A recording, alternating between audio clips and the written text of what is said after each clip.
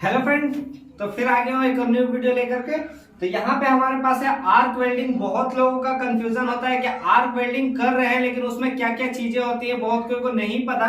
तो हमने यहाँ पे आज दो डिफरेंस देखेंगे आर्क वेल्डिंग का। हाई वोल्टेज में और लो वोल्टेज में क्या डिफरेंस होता है वेल्डिंग करने के बाद, वो हम लोग देखेंगे और समझेंगे। अगर आप वेल्डिंग करते हैं तो आपको भी कंफ्यूजन होगा कि हाई वोल्टेज में वेल्डिंग करना चाहिए या फिर लो वोल्टेज में वेल्डिंग करना चाहिए। तो हमने यहाँ पे कुछ स्टेनलेस स्टील के पत्ती ले रखे हैं। यहाँ पे पत्ती है, स्टेनलेस स्टील के प्लेट है। तो हम लोग इस पे वेल्डिंग करेंगे हाई वोल्टेज और लो वोल्टेज दोनों में, और देखेंगे कि किस तरह से वेल्डिंग होता है। तो फ्रेंड चलिए वेल्डिंग मशीन को पहले ऑन कर लेते हैं।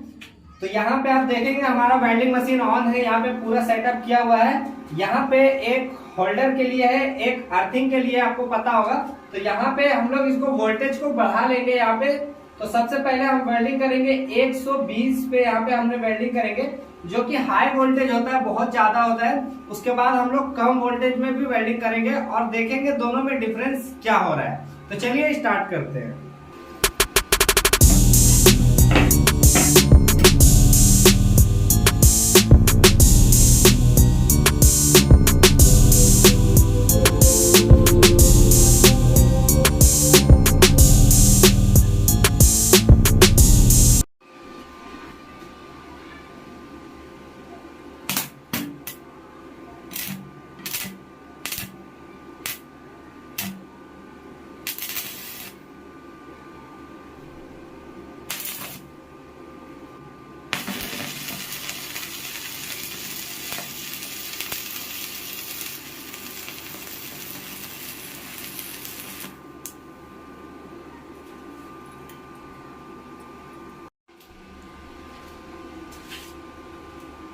तो फ्रेंड हमने यहाँ पे 120 पे अभी वोल्टेज कर लिया है, वेल्डिंग हो गया है हमारा। तो अब हम लोग इसको वोल्टेज को और कम कर देते हैं। यहाँ पे हम लोग कर लेंगे 70 पे अप्रोक्स।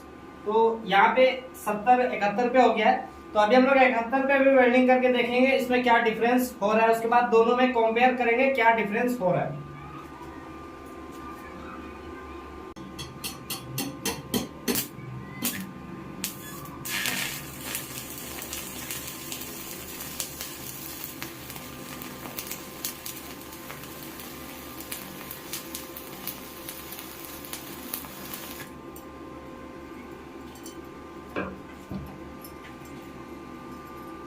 तो फ्रेंड यहाँ पे हमने वेल्डिंग कर लिया है। यहाँ पे आप देख सकते हैं, अभी आपने वेल्डिंग भी देखा किस तरीके से हुआ है यहाँ पे। तो यहाँ पे आप देखेंगे तो वेल्डिंग का यहाँ पे दोनों में डिफरेंस आपको यहाँ पे दूर से ही दिख रहा होगा। अगर मैं इसका पास से आपको बताऊं कि यहाँ पे, और आप खुद भी देख सकते हैं यहाँ पे जो आपका हाई वोल्टेज में जो वेल्डिंग हुआ है, यहाँ पे आप देखेंगे तो ये जो हाई वोल्टेज का वेल्डिंग है, इसका जो पकड़ है ये दोनों पत्ती का अगर आप देखेंगे तो ये मेल्ट जो हुआ है बढ़िया तरीके से, ये पूरा गला हुआ दिख रहा है पूरा यहाँ पे सरफेस। लेकिन अगर लो वोल्टेज में आप देखेंगे तो ये बहुत उठा उठा सा दिख रहा है, क्योंकि ये पत्ती को बढ़िया से मिल्ड नहीं कर पाया, गला नहीं पाया, जैसे कह सकते हैं आम भाषा में। पूरा ये गल करके वेल्डिंग नहीं हुआ है। यहाँ से ऊपर ऊपर सा वेल्डिंग यहाँ पे दिख रहा है, यहाँ पे ऊंचा सा आपको दिख रहा होगा। लेकिन ये वेल्डिंग में आपको देखेंगे तो यहाँ पे आपको पूरा सा अंदर से पकड़ा हुआ भी दिख रहा होगा। अगर इसका पीछे साइड देखे तो आपको समझ में आएगा।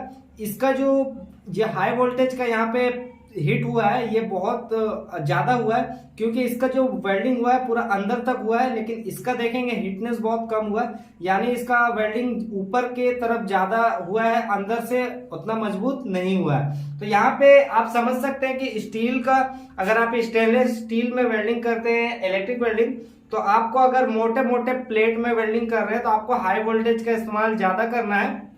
और अगर आप स्टील के पतले पाइप में वेल्डिंग करते हैं तब आपको लो वोल्टेज का इस्तेमाल करना है, जो कि बहुत सावधानी से करना पड़ता है। अगर आपको जानना है कि स्टील के हल्के पाइप में वेल्डिंग कैसे करना है इलेक्ट्रिक वेल्डिंग, तो आप मेरे चैनल पे वीडियो बनी हुई है, एंड में मैं लगा दूंगा, वो वीडियो को एक बार आप देख लीजिएगा। आप हल्के पाइप 26 गेज पाइप में कैसे इलेक्ट्रिक वेल्डिंग कर सकते हैं उसके बारे में मैंने बताया है।